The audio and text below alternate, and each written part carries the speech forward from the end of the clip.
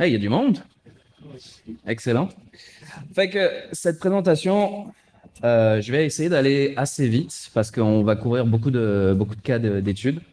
Ça va être une présentation assez brève du concept de sécurité physique, mais surtout une exposition de pourquoi est-ce qu'on a vraiment besoin de commencer à s'y intéresser. Parce que jusque-là, moi, je suis le lead de la Red Team chez Infidem, Rémi Bacchino. Enchanté.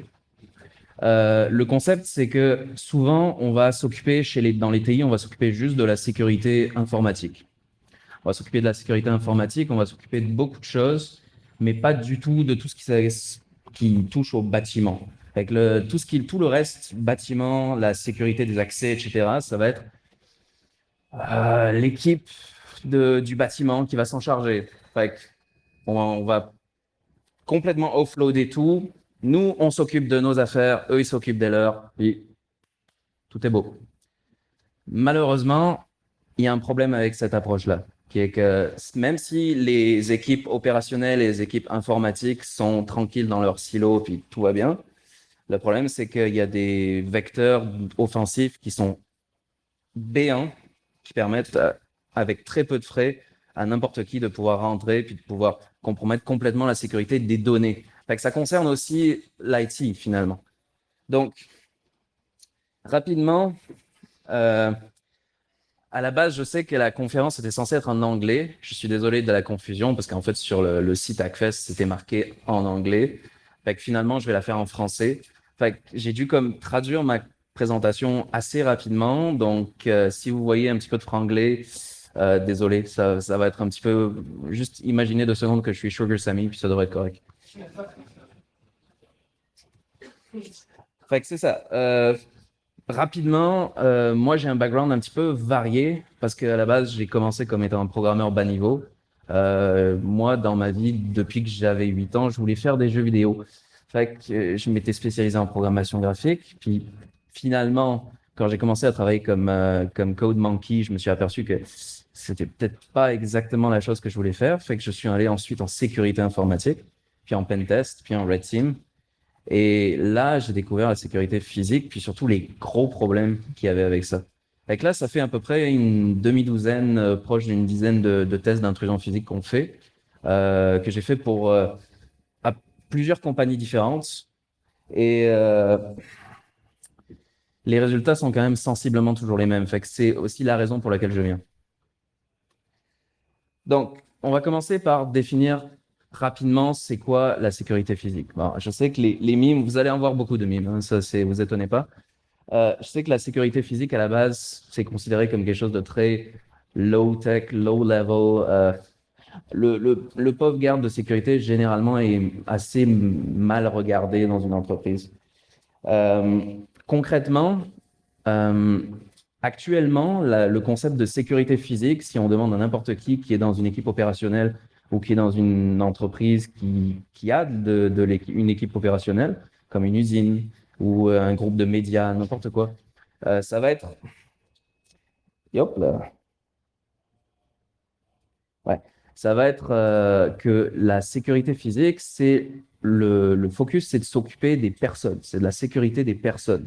Donc, on va s'assurer que on est bien compliant à tout ce qui est risque anti-feu, on va s'assurer que les machines, outils qui produisent dans l'usine ne vont pas tuer les ouvriers pendant que la production se fait. On va s'assurer que toutes les installations du bâtiment soit correcte pour que la production se fasse le plus efficacement possible. On va s'assurer aussi de restreindre les accès, mais de manière assez basique. Et c'est principalement ça, en fait, en règle générale. De ce qu'on observe sur le terrain, quand on parle aux équipes de TI, ouais, la sécurité physique, ouais, c'est les gars du bâtiment qui s'en chargent, c'est pas nous. Ouais. C'est quelque chose d'ennuyeux. C'est comme l'électricité, c'est la plomberie, c'est le genre de choses qui sont inévitables quand on est dans une grande entreprise, euh, hein. Mais le problème, c'est que rarement ça s'occupe des intrusions physiques, du côté offensif de la chose. Et on a très très peu, quand on parle à des équipes de sécurité opérationnelle, on a très très peu un mindset offensif qui est qui est pris en compte. On voit très clairement que on va avoir des règles à respecter, surtout beaucoup de normes de sécurité à respecter dans le bâtiment, mais très très peu basées sur la conception que quelqu'un pourrait acheter un petit bidule à 300$, puis rentrer dans votre entreprise, voler des laptops, ressortir, récupérer les données, parce que la plupart du temps, les laptops sont pas chiffrés ou les workstations sont pas chiffrés. Puis, juste, voilà, sécurité compromise, les données sont volées. Si jamais cette entreprise-là, elle est dépendante de brevets ou de propriété intellectuelle, c'est fini. Fait que, les concepts clés, rapidement, passer à travers ça, c'est pour tous ceux qui sont de près ou de loin en sécurité physique, c'est quelque chose qui est très, très connu déjà. Là, c'est le concept de différents types de contrôles. On a les contrôles dissuasifs, retardants, détection, situation, puis les équipes de réponse aux incidents. Donc, contrairement à certaines idées reçues, les portes, tout ce qui est les systèmes qui bloquent les portes, qui empêchent des accès à certaines zones, c'est plus des contrôles retardants, ce qu'on appelle des contrôles retardants et non pas des blocages, parce que à la base, même si vous verrouillez votre porte tous les soirs et que vous pensez que vous êtes en sécurité, là, il y a beaucoup de chances que le verrou que vous utilisez pour votre porte a déjà des contres exprès pour pouvoir le crocheter, que quelqu'un peut rentrer simplement en cassant votre porte ou en cassant une fenêtre à un autre endroit. Fait que le concept de gestion des accès doit être vu toujours à travers ce prisme-là, parce que un simple système RFID, c'est un contrôle retardant et non pas bloquant. Je sais que c'est malheureusement quelque chose qui est très très peu répandu en entreprise, parce que souvent on entend quand on fait des pen tests ou quand on fait des tests d'intrusion physique dans des compagnies, on entend souvent ce genre de réflexion, c'est bon, on a des portes RFID, donc on est correct. C'est bon. OK. Mais non. Donc, premier cas d'étude.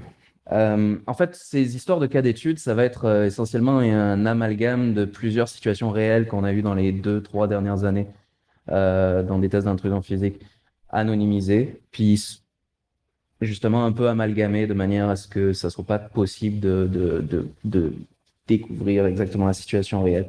Mais le premier cas intéressant, c'est le cas d'une entreprise essentiellement dont les données sont la principale ressource. Donc, ils font, comme beaucoup d'entreprises, mais eux, ils sont spécialisés en propriété intellectuelle. Fait qu'ils vont faire de la recherche et développement et c'est leur truc principal, c'est de vendre de la propriété intellectuelle. Fait que des intrusions qui pourraient permettre à du monde éventuellement de voler leur propriété intellectuelle, c'est quelque chose qui devrait les atteindre vraiment. Ou pas. En fait, comme on avait vu à la suite de ce mandat-là, finalement, le risque était accepté. Donc, OK. On pouvait rentrer sans le moindre problème, mais le risque était accepté. Donc, présentation de la situation, la compagnie, concrètement, est dans une tour à bureaux, avec plusieurs autres bureaux à différents étages, mais elle possède plusieurs bureaux sur quelques étages. Elle a une réception principale à un étage particulier, où normalement les gens sont redirigés. Si on est un visiteur, on va être redirigé à un étage où on va entrer, on va avoir une personne qui va nous accueillir, généralement à la réception, puis on va nous donner un badge temporaire où on va nous dire, bon, ouais, on va appeler quelqu'un, puis ce quelqu'un va venir pour vous escorter, etc. Tout va bien. Bureau de réception. Les portes sont toutes les portes extérieures, puis même les portes de serveurs à l'intérieur sont verrouillées par un système qui est surveillé par du RFID. Donc ça, c'est bien. Ça, c'est bien. Ils sont modernes, il y a du RFID. Tout va bien. Le problème, c'est que c'est des systèmes qui sont désuets, enfin, qui existent depuis au moins 10 ans, comme les HID Proxcard, les Indala qui ont été rachetés par HID, qui sont essentiellement des systèmes low frequency, dont le seul but, c'est essentiellement de transférer des bits de données dès qu'ils sont stimulés par un champ magnétique. Fait que si on a une carte ProxCard, essentiellement, je devrais en avoir une quelque part ici. Ah. Ou pas. Fait qu'essentiellement, si on a une carte ProxCard, on la passe devant le lecteur émet un champ magnétique, ça stimule électriquement la carte qui va envoyer un certain nombre de 1 et de 0 au lecteur qui va intercepter l'émission. Puis, en fonction du code qui va être reçu, on va dire oui ou non. C'est aussi simple que ça. C'est censé fonctionner, mais en fait, ça pose quelques problèmes. Alors déjà, le premier problème qu'on avait remarqué, c'est que chaque entrée était protégée par du RFID avec un code PIN. Donc ça avait l'air quand même assez intéressant jusqu'au moment où, en installant des caméras, comme vous pouvez voir ici, les caméras grand angle, on voyait que le monde qui rentrait, de temps en temps, ne badgeait pas, mais rentrait un PIN. Puis ils avaient juste besoin de rentrer un PIN, puis ça ouvrait. Fait juste en repositionnant la caméra, on s'est aperçu que c'était toujours le même PIN. Fait que ça, c'est quelque chose d'assez bête, mais tout de suite, ça fait qu'on peut rentrer à peu près n'importe quand avec ce PIN-là. Puis, pour le coup d'une caméra qu'on va placer sur un mur, qu'on va placer à un endroit où les gens vont pas le voir. Là, ici, c'est une caméra qui était essentiellement, c'est un petit truc, quelque chose comme 150 $. Ça peut même s'acheter ici à Montréal. Il y a même une boutique physique qui vend ça. C'est une caméra qui est intégrée dans une sorte de fausse prise murale. Fait qu'il suffit juste de coller la prise murale, la fausse prise contre un mur. Puis dans un endroit où ça a l'air à peu près logique d'avoir une prise murale, évidemment, parce que si vous avez... Enfin bon, bref.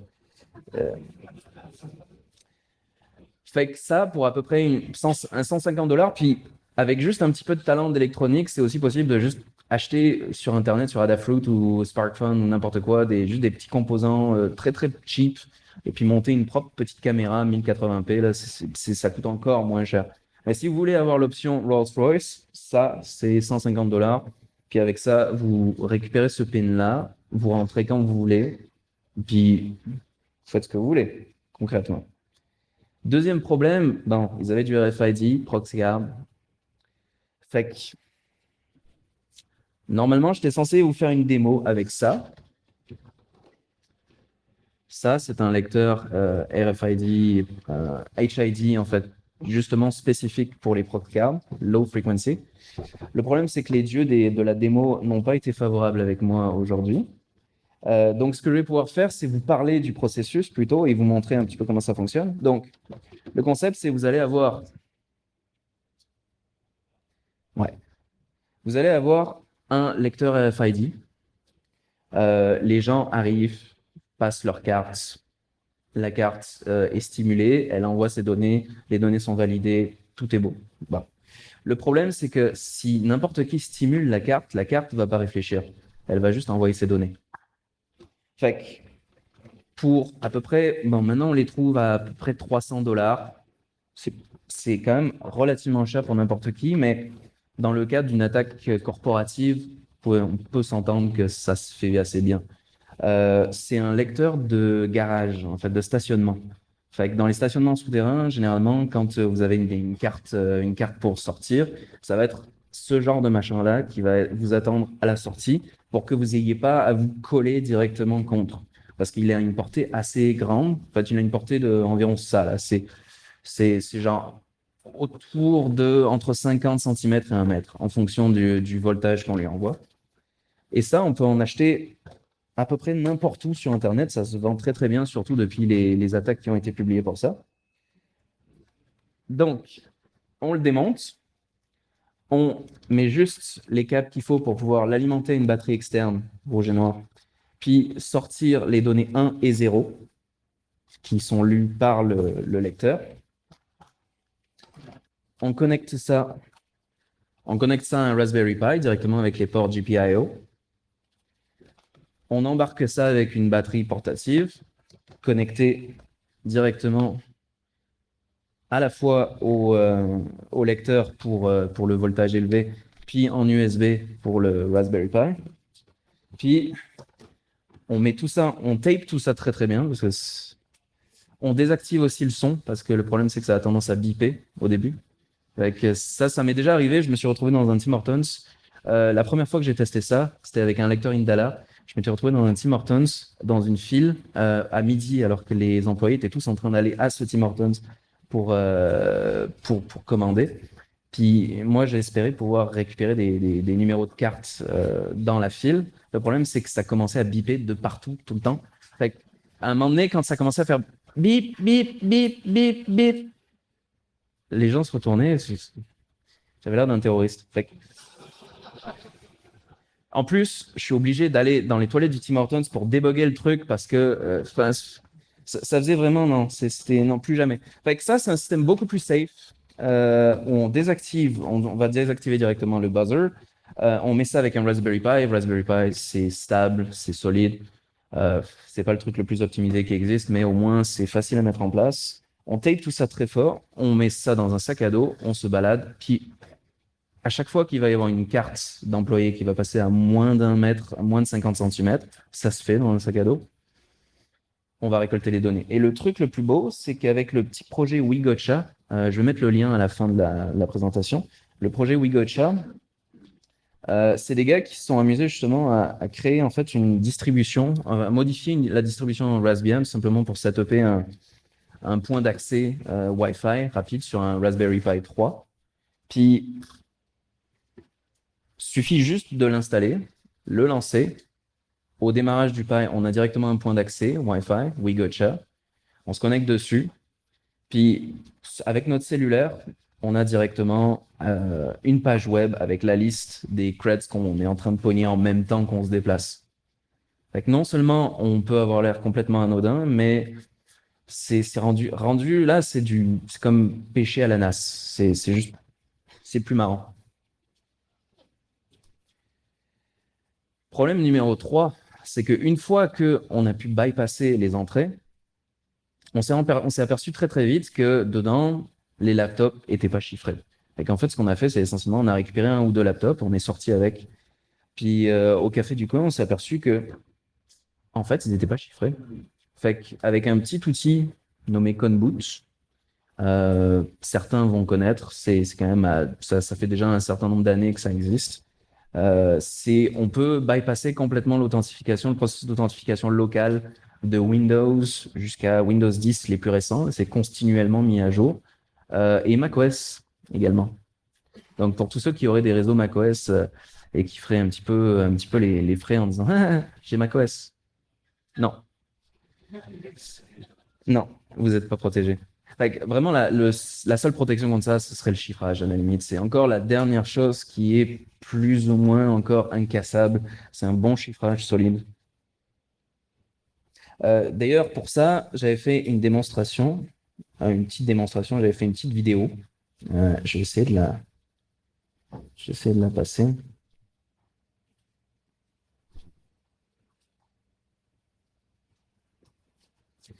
Hop. C'est une démonstration juste pour montrer à quel point c'est facile. Voilà.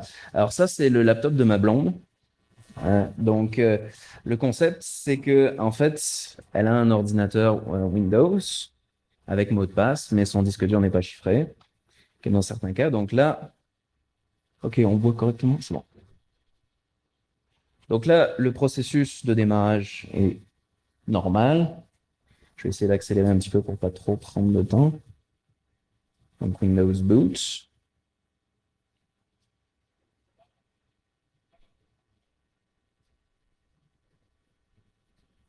Voilà, on arrive à l'écran de login, on écrit n'importe quoi, ça marche pas. Il y a un mot de passe. Qu'est-ce qu'on peut faire? On peut redémarrer, puis mettre essentiellement cette image USB en fait sur une clé USB, puis booter dessus directement au redémarrage. Et dans le fond, ce que ça va faire, c'est que ça va wiper complètement du cache mémoire les mots de passe directement dans Windows. Je ne sais pas exactement qu'est-ce que ça fait sous macOS. Le concept étant que ça va le remplacer, ça va faire en sorte qu'on puisse entrer n'importe quel mot de passe pour booter. sur tous les comptes locaux, y compris administrateurs. Donc, si un compte administrateur local est actif, on peut booter dessus, puis on a une élévation de privilège direct. Donc là, je vais passer ça. On est en train de booter pareil, normal.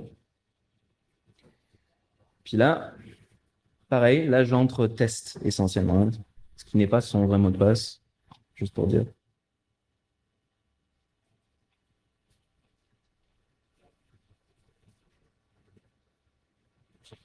Puis, plus de mot de passe. Fini. Fait qu'à partir de là, on peut se loguer, on peut faire n'importe quoi. On peut, si jamais l'utilisateur a des privilèges administrateurs directement, on peut faire une élévation de privilèges tout de suite. Si jamais c'était un compte administrateur, on est déjà administrateur. Il n'y a rien qu'on puisse pas faire. Donc ça peut être aussi avantageux pour pouvoir planter un mouchard et ensuite le remettre et avoir une persistance dans le réseau plus tard, dans le domaine surtout.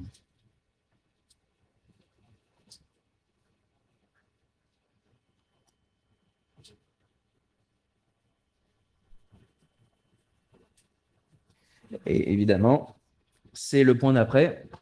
Qu'est-ce qu'on a fait avec ça? On a installé un mouchard sur un ordi de sysadmin avec une persistance prévue pour le lendemain matin. On avait bien retesté tout ça, puis on a replacé on a compte-booté la machine, on a mis cette persistance, on est parti se coucher.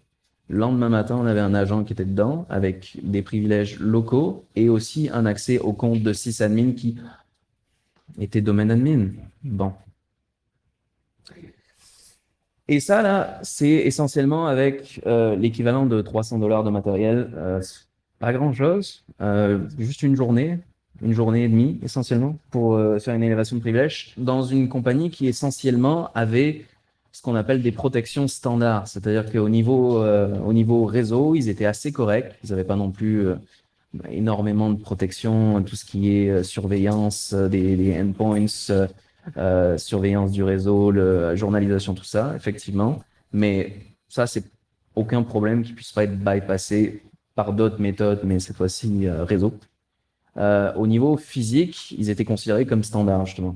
C'est-à-dire qu'ils avaient un bureau, ils avaient des portes avec accès, ils avaient quelques protocoles de sécurité qui essentiellement, s'il y a du monde qui n'a pas l'air de faire partie de ton entreprise, ben, pose-leur une question.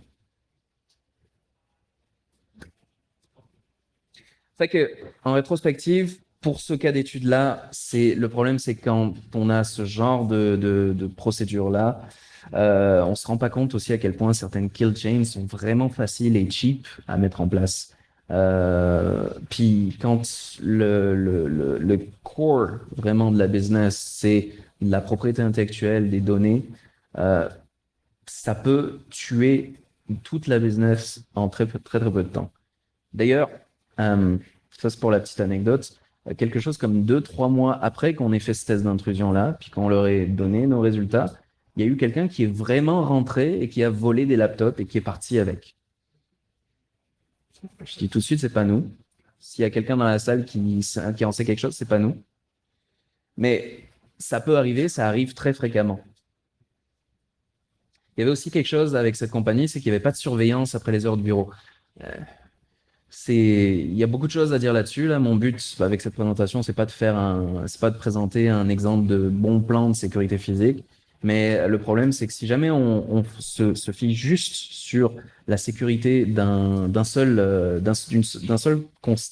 gadget technologique essentiellement, et qu'on fait même pas, on n'a même pas de garde de sécurité, on n'a même pas de procédure par rapport aux accès aux gens qui doivent faire partie de la compagnie physiquement, on va avoir ce genre de problème. Parce que si on est capable de bypasser l'entrée, il suffit juste de le faire à un moment où les gens ne peuvent pas nous voir ou que les gens sont juste trop fatigués pour s'en occuper et les dommages sont faits. Ah, et puis, ouais, effectivement, vous pouvez penser que cette histoire de con-boot, là, ça marche parce que c'est l'ordi de ma blonde, mais non, ça arrive vraiment dans beaucoup de cas. Je pense que dans les 3 derniers pentests qu'on a fait, ça a été juste la manière la plus rapide d'arriver derrière. Ok, fait que deuxième cas d'étude, c'est une compagnie qui a misé encore plus sur la technologie. Fait que ils n'ont pas juste des lecteurs RFID standards, normaux comme un HID, Proxcard, etc. Non, ils ont du biométrique.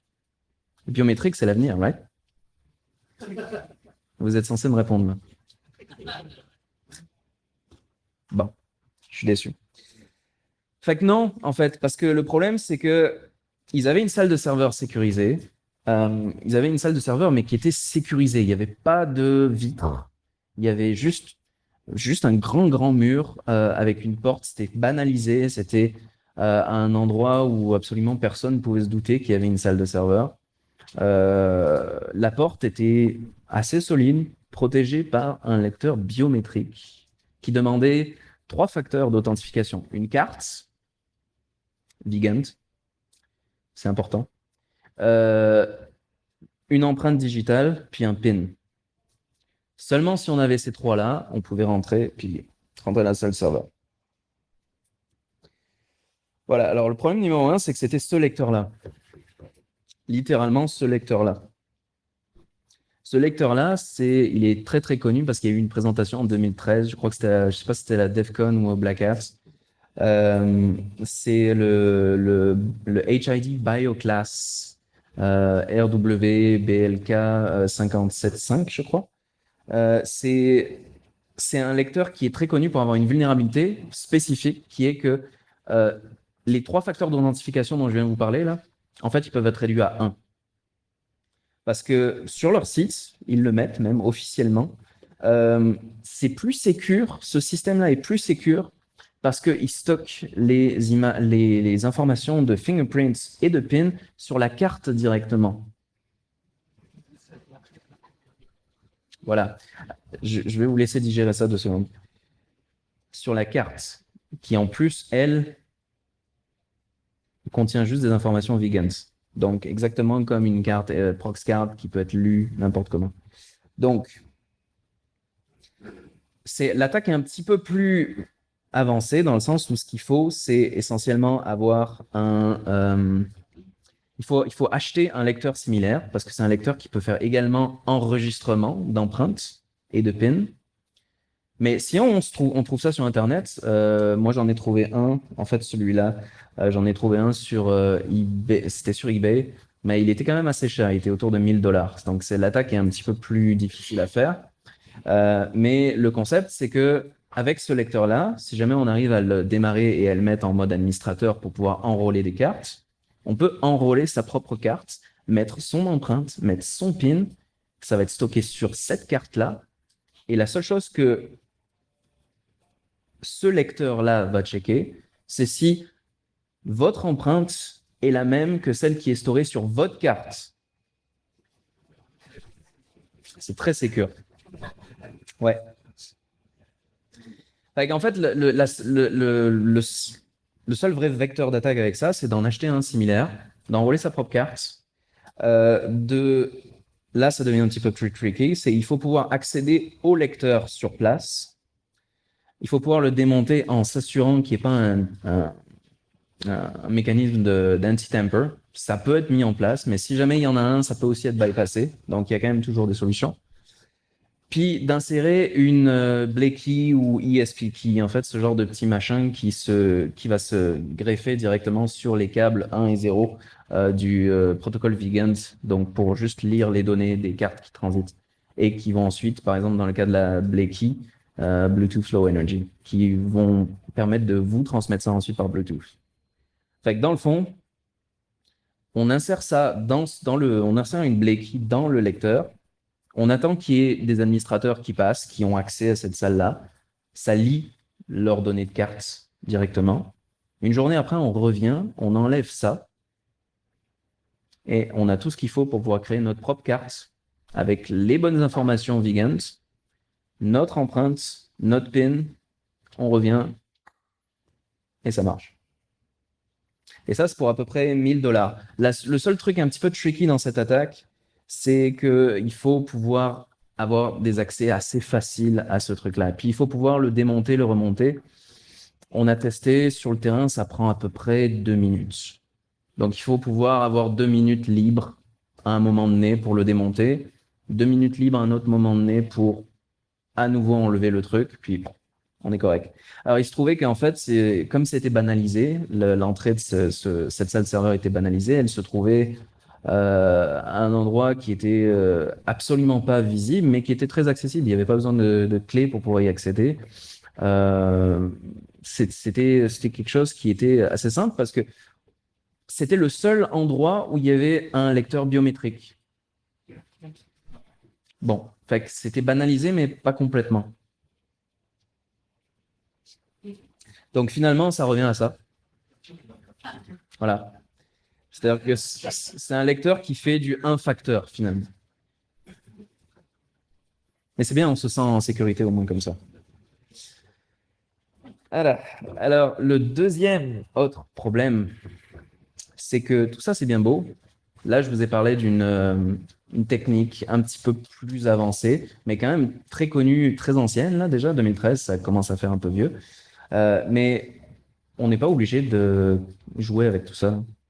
On peut complètement aussi bypasser ça, puis y aller directement avec quelque chose comme par exemple euh, euh, ben, mon collègue Phil, par exemple, que je vais afficher en grand, glorieusement, pour votre bénéfice, apprécié. Donc voilà, ça, ici, c'est un exemple de salle de serveur, une autre salle de serveur avec, alors cette fois-ci, c'est juste 2 facteurs. C'est juste un pin plus une carte. Voilà, la porte est très sécure.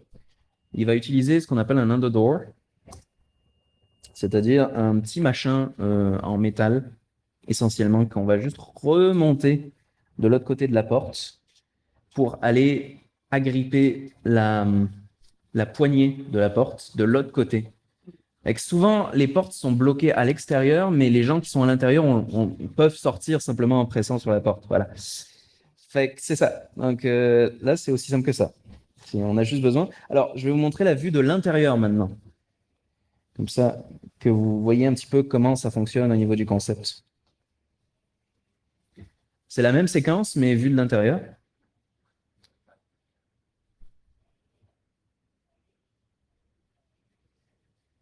Voilà. En fait, le concept, c'est avec le câble et la structure en métal, c'est d'aller donner juste un petit peu de tension sur la poignée. Voilà, pour pouvoir l'ouvrir. Sécure.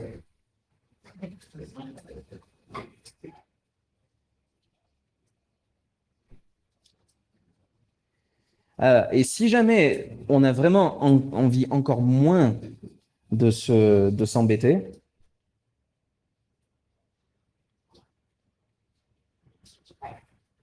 on va. Alors là, je vais réactiver le son.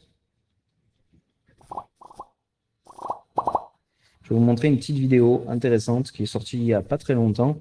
Pour ceux qui connaissent Lockpicking Lawyer, c'est une vidéo de Lockpicking Lawyer avec essentiellement un autre grand de la sécurité physique, Deviant Ollam. Lawyer, and I'm back at the Red Team Alliance training facility with Deviant Olaf, and this is the last of our video series showing ways to bypass this door, as well as ways Là aussi, on va voir une porte qui est très sécure, en fait. Il y a une certaine forme de sécurité, en tout cas. C'est juste un pin physique. Sécure. Le seul problème, c'est que les gonds sont apparents. Et ça, notez que cette vidéo YouTube, là, c'est juste une vidéo de démonstration de un de leurs nouveaux produits, en fait, essentiellement. C'est juste un petit machin qui va donner suffisamment de torque pour pouvoir faire ce qu'il va vous montrer. In 3, 2, 1. That was way too easy. Yeah. 1, 2, down the door. Once those hinge pins are all removed, unless you have a special security hinge, you can just walk this right away from the wall. Is that something? Vous pouvez pas entrer d'un côté de la porte, vous pouvez entrer par l'autre côté de la porte. Outstanding. So how does someone harden their?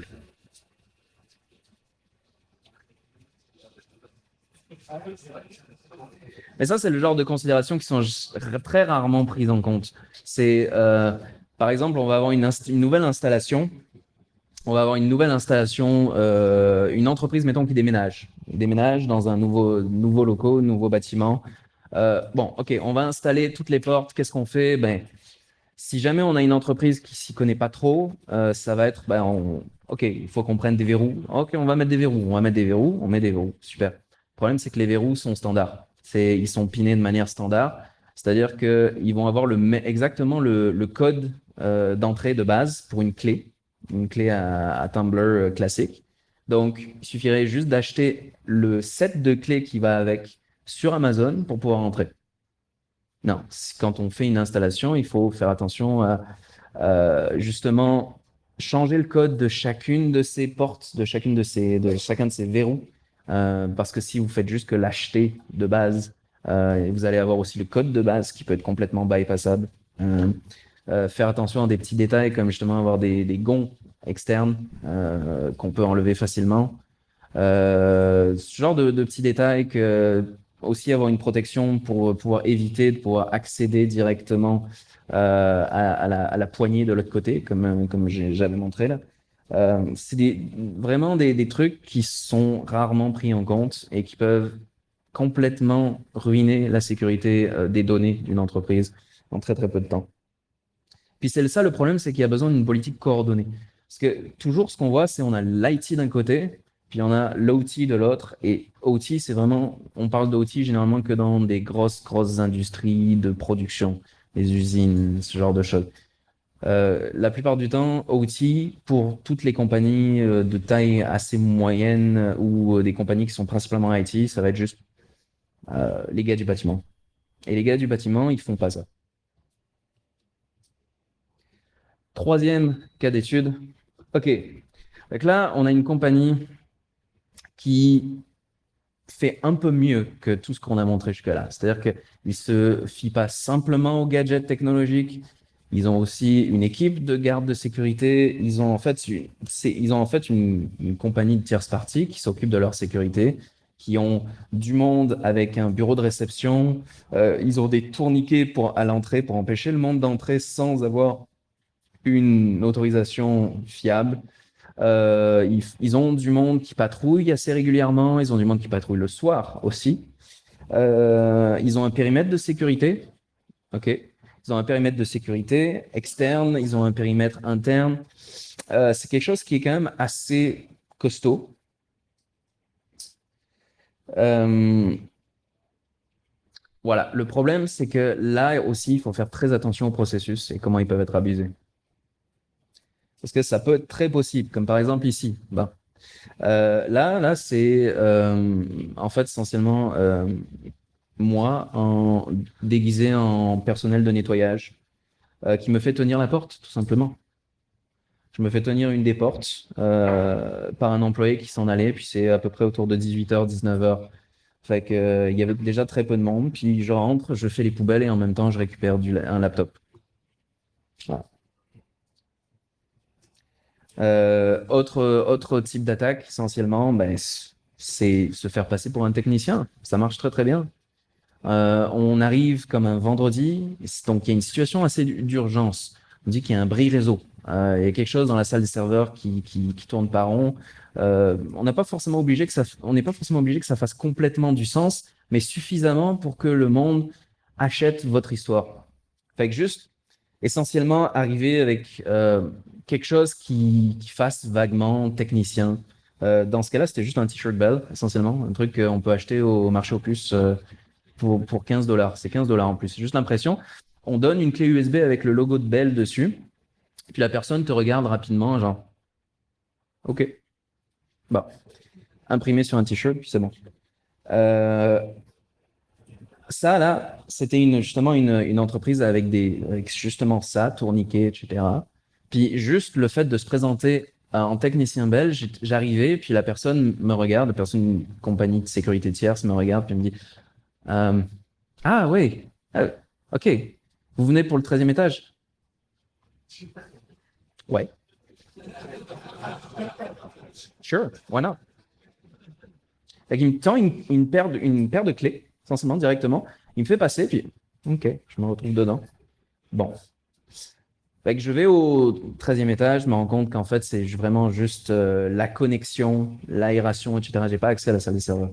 Fait que je redescends, je lui dis, mais en fait, le problème, c'est parce qu'il y a un bris à la salle des serveurs, etc. Et je présente un bon de travail. Bon, c'est certainement pas pour ceux qui travaillent chez TELUS, c'est certainement pas à ça que ça ressemble un bon de travail chez TELUS, mais euh, on s'en fout parce que le but, c'est que ça ait l'air vaguement corporatif et que les gens achètent ça. Je veux dire. Et ça, là, ça a passé très, très bien. Essentiellement, ce qu'on fait, c'est qu'on met aussi un numéro de téléphone qui est un numéro de téléphone de quelqu'un de votre équipe. Des fois qu'ils décident d'appeler la personne directement et qu'ils n'aient pas le processus de se dire, OK, votre contact, c'est telle personne, fait que on va appeler telle personne en se basant sur les informations de notre registre. Bon. Dans ce cas-là, ils l'ont fait. C'est-à-dire qu'ils ont commencé par appeler la personne avec leurs informations. Fait que le numéro de téléphone ne marchait pas, ça ne servait à rien. Ils sont tombés sur une personne qui ne me connaissait pas. Ils ont demandé s'ils avaient commandé un technicien. Ils ont dit non. OK. Fait que là, on a juste l'air un petit peu nigo devant la personne parce que le contact qu'on a mis ne nous connaissait pas. Mais c'est pas grave, plus c'est gros, plus ça passe. Il suffit juste de dire je comprends pas, pourtant ce qui était marqué là, moi j'en sais rien, hein. Je sais juste que c'est urgent puis que si c'est la fin de semaine qui arrive puis il faut absolument qu'on le règle, c'est ce qu'ils m'ont dit en tout cas. Mais j'ai pas le même numéro de téléphone sur mon bon de commande. Euh, si vous voulez essayer, on m'a donné aussi un autre numéro de téléphone, je pense que c'est son boss. Fait que finalement, ils ont pris mon mauvais numéro de téléphone, ils ont appelé quelqu'un de mon équipe qui les a bullshité complètement. Et c'est passé. Accès à la salle des serveurs. Rétrospective de ça, c'est vraiment le point important. C'est aussi quelque chose qu'on a appris sur le champ, c'était que les codes d'appel sont vraiment très importants. Si vous avez un incident, vous avez une équipe de réponse incident ou même une compagnie tierce partie qui a besoin de savoir exactement comment réagir dans certaines situations, utilisez des codes d'appel parce que ça, c'est peut-être de la sécurité par obscurité, mais au moins c'est une couche de plus dans les processus qui font que l'attaquant, il va devoir faire encore plus de travail de reconnaissance pour essayer de connaître les codes d'appel spécifiques pour des situations. Ça fait que si jamais vous avez quelqu'un qui, mettons, un bureau de sécurité qui appelle un numéro de quelqu'un de votre équipe et qui lui demande directement, OK, votre code d'appel, c'est quoi pour cette situation d'urgence? Vous pouvez rien faire. À moins évidemment d'avoir recherché beaucoup plus en profondeur, mais là encore, le but, c'est, comme je le mets ici, c'est on ne pourra jamais être parfait en sécurité, mais le but, c'est toujours d'être quand même le mieux possible pour décourager le monde. Est-ce que finalement, les efforts que les gens vont faire pour pouvoir vous voler vont valoir la peine que valent vos données à vous, essentiellement? Donc, oui, un autre exemple intéressant, c'est souvent la conception qu'on a en particulièrement en cyber, c'est qu'une attaque, c'est quelque chose de très, très complexe, qu'il faut absolument beaucoup de temps de préparation, il faut énormément de matériel, il faut penser à différents types de problèmes qui peuvent arriver, de détection, il faut bien obfusquer nos payloads, il faut faire attention au CrowdStrike qui va être installé sur le endpoint, etc., etc. Ouais, en vrai, la plupart du temps, la solution, c'est celle de droite. Vous avez un laptop chiffré, cassez la gueule au gars qui a le laptop, puis vous allez voir que vous allez avoir le mot de passe assez vite. C'est ça.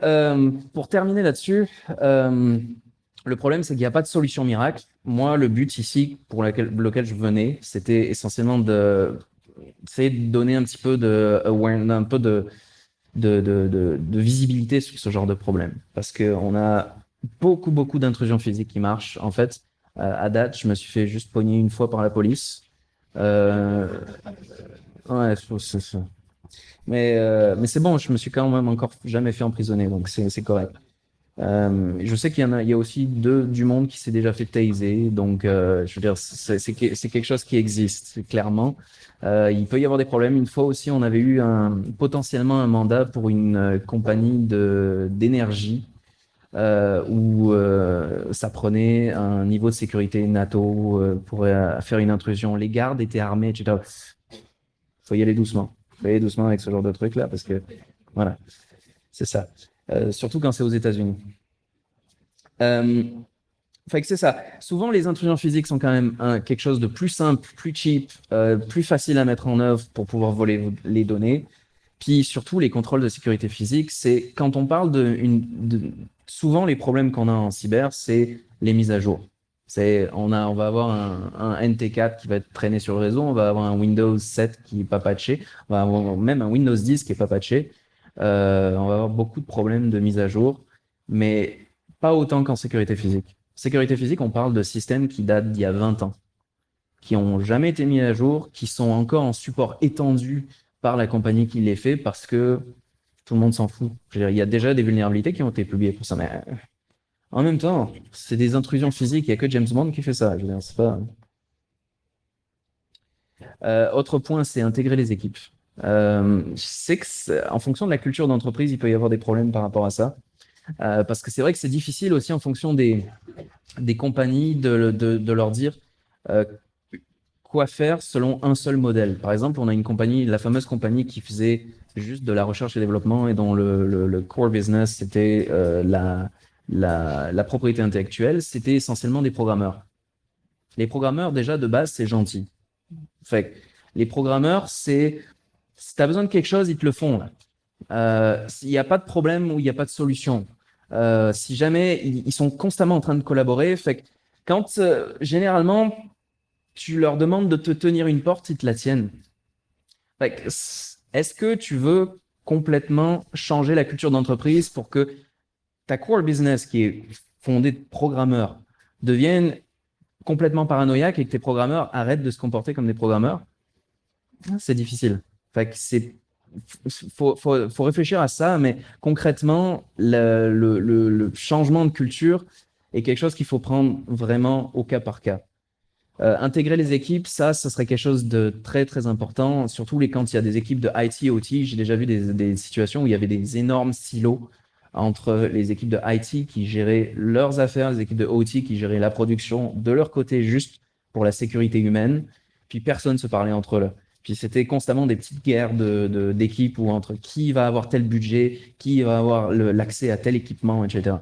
Je dis pas que forcément c'est possible d'intégrer ces deux équipes en même temps, mais au moins d'avoir comme peut-être une structure unique au-dessus qui a quand même de la visibilité sur les deux, puis qui est capable de prendre des décisions rapidement en fonction de ce que les deux ramènent. Parce que souvent, ce qu'on voit à l'inverse, c'est un néant complet entre les deux. Si on a OT qui s'aperçoit, hein, il y a peut-être quelque chose de bizarre qui se passe là, personne va être au courant qu'il s'agit d'une intrusion parce que c'est pas leur domaine. Puis c'est ça, c'est aussi le problème, c'est que un autre argument qu'on entend, c'est on sait que notre sécurité physique c'est de la merde. Ok, on le sait, on accepte le risque. Non, je suis pas sûr que ces compagnies-là acceptent le risque réel. C'est pour ça que c'est important de s'assurer aussi qu'on puisse chiffrer correctement le risque d'une intrusion physique. Parce que si le risque d'une intrusion physique, c'est la compromission totale des données dans une compagnie dont la core business, c'est de vendre ces données-là, ou l'arrêt de la production, la destruction de la production, il pourrait y avoir un activiste qui s'introduit dans une usine pour détruire la production de cette usine-là. Puis ça pourrait être très très simple, comme dans certains cas. Puis là, l'usine est à terre, puis peut-être que la business va devoir fermer. Est-ce que dans ce cas-là, on accepte le risque?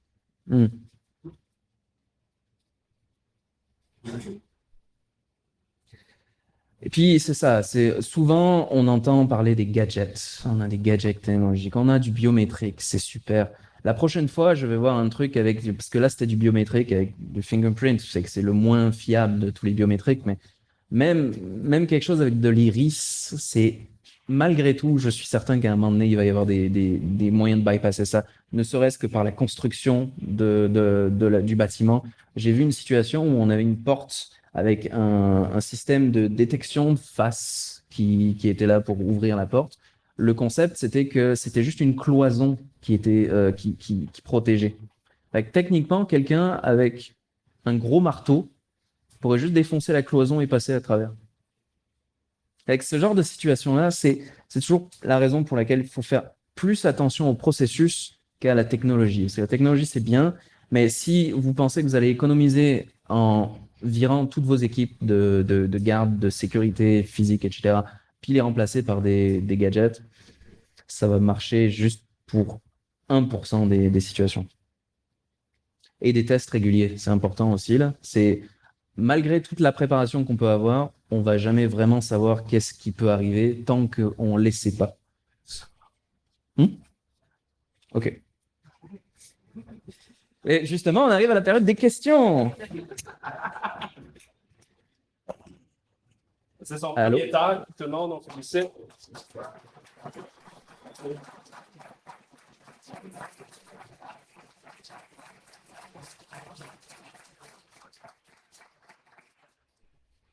Je peux prendre. Il y a un micro sans fil sur la table Ouais.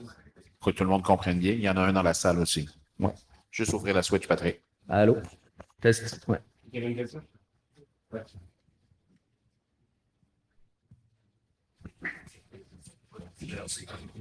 Tu peux parler un peu plus de quand tu t'es fait arrêter? Je suis curieux. Merde. Je pensais que T'as trop parlé. Là. j'allais pouvoir éviter de parler de ça. Ouais, en fait, quand je me suis fait arrêter, c'est justement dans le cas où les processus ont finalement été bien respectés. Fait que c'était le cas d'une situation où c'était une entreprise qui était dans un centre dédié. Fait que vraiment, ils étaient à part. Ils avaient leur propre, ils avaient une équipe de tierces parties qui faisait leur sécurité physique. Ils avaient des caméras, ils avaient des senseurs de détection de mouvement, ils avaient plusieurs niveaux de périmètre. Ils avaient un périmètre externe, un périmètre interne aussi pour leur salle de serveur.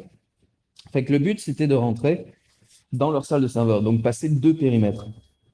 Puis j'ai réussi à passer le premier périmètre avec toujours la même histoire du technicien, avec le banc de commande, le banc de travail, là, puis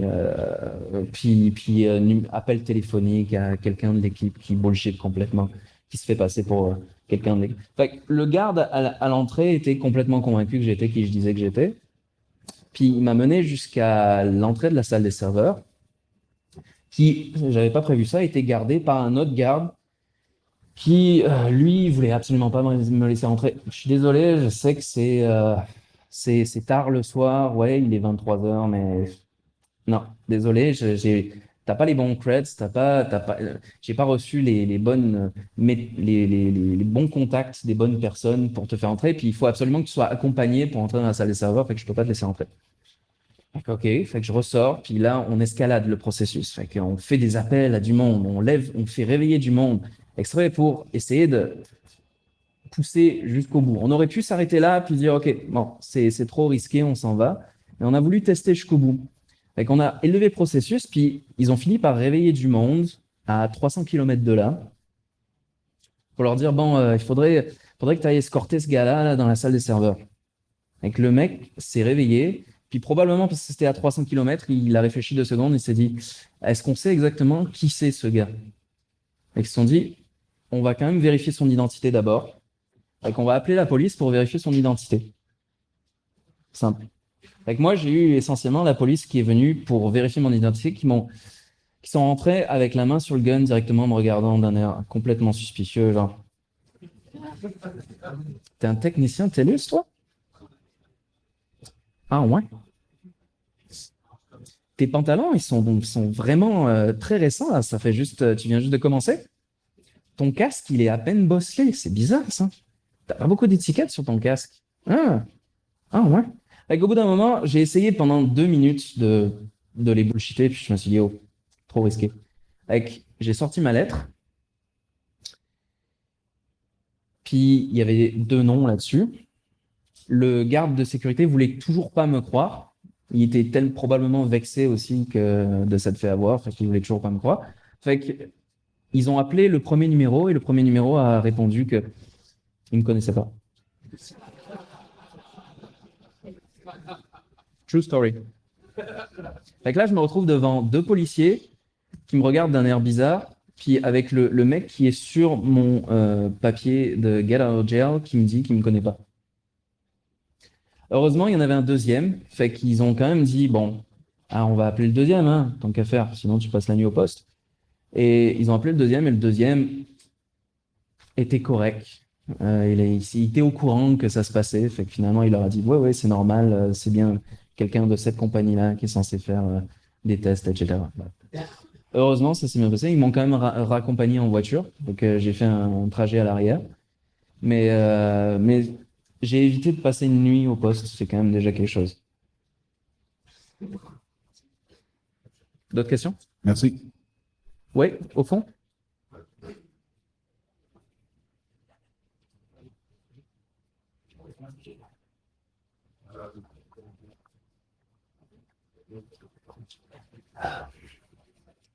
As-tu déjà rencontré, as-tu déjà rencontré une entreprise qui avait une bonne sécurité physique? Puis une corollaire à cette question-là, comment on peut encourager les dirigeants des entreprises d'instaurer une bonne culture qui incite à une bonne sécurité? C'est une très bonne question, je dirais. Est-ce que j'ai déjà rencontré une compagnie qui avait une bonne sécurité physique? Je pense que l'exemple que je viens de citer était quand même assez correct, même si il y aurait probablement eu d'autres manières qu'on aurait pu essayer de bypasser ça. Des compagnies qu'on a vraiment jamais réussi à infiltrer, à date, non, jamais. Oui. Ok. Ouais, mais c'est ça. Pour des dirigeants de compagnie, en fait, je pense que le problème, c'est la réalisation. C'est le concept que c'est quelque chose qui est en dehors de leur champ de vision. C'est la sécurité physique, c'est quelque chose dont ils s'en occupent pas. Ils n'ont même pas d'expérience là-dedans, ou même la plupart du temps, leur demande de dealer avec des gens qui sont pas du tout de leur milieu, qui connaissent pas, fait que la plupart du temps, c'est juste ils le voient pas. Et je pense que la meilleure manière pour essayer de faire prendre conscience de ça, ce serait de faire justement des exercices d'intrusion physique qui sont quand même quelque chose qui marque. J'ai remarqué qu'il y a deux choses qui marquent les exécutifs. C'est toutes les histoires d'ingénierie sociale, parce que c'est facile à comprendre. Puis aussi l'intrusion physique, parce que ça fait peur. Si quelqu'un te montre que tu peux rentrer dans ton entreprise, voler complètement tout, puis les mettre à nu, ça fait peur. Donc, je dirais que c'est peut-être encore la thérapie choc, c'est peut-être encore le meilleur moyen.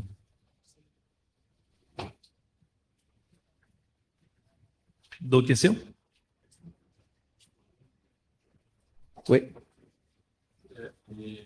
pour les portes qui sortent avec les cartes à rapide, etc., souvent, les gens vont mettre de l'autre côté. Oui. C'est sûr que c'est avec les cartes à rapide, tout ça. De l'autre côté, ils mettent toujours souvent un T-Rex ascenseur pour débarrer la porte par proximité. Un quoi? Un T-Rex, un engin T-Rex pour. Ah oui. Ça, Oui, c'est. oui. OK. C'est Ouais. une Oui, bonne- c'est ça. En fait, il y a effectivement des protections contre ce genre de choses. Parce que là, c'est un exemple où essentiellement, n'importe qui peut sortir sans avoir à pousser quoi que ce soit. Mais il y a justement des systèmes avec des boutons push to open, au moins pour pouvoir contrôler que n'importe qui puisse pas rentrer simplement par la porte. Il y a ça, il y a effectivement des T-Rex qui Parce font que vous ça. avez fait des attaques de ceux qui n'avaient pas ces boutons-là, par exemple, prendre un tapis en dessous pour l'activer. Ouais. Ça marche c'est quand même assez Ah bien. oui, avec le détecteur de mouvement, en fait, qui active. Ouais, ça, c'est encore autre chose, effectivement. C'est juste en passant un cintre ou une feuille de papier. Dans le cas où on a des portes, en fait, c'est un autre bypass, là. C'est dans le cas où on a des portes qui sont verrouillées, puis on ne peut pas ouvrir si jamais on est en fait, à l'extérieur, même si on actionne la poignée de l'extérieur. Il peut y avoir des systèmes comme ça qui sont contrôlés par détecteur de mouvement. C'est-à-dire que c'est quand les personnes s'approchent pour sortir que ça débloque le mécanisme. Fait que dans ce cas-là, ce genre de choses, ça peut se bypasser avec juste un petit quelque chose qui active le détecteur de mouvement. Donc, ça peut être un cintre ou ça peut être une feuille de papier. Des fois, ça va être par la température, la variation de température. Donc, dans ce cas-là, avec une bouteille d'air comprimé, avec l'air comprimé qui est assez froid d'habitude, on peut juste faire passer le truc par-dessous, faire un peu de pression, puis ça fait varier la température et ça active le détecteur de mouvement. Oh. Ben, merci.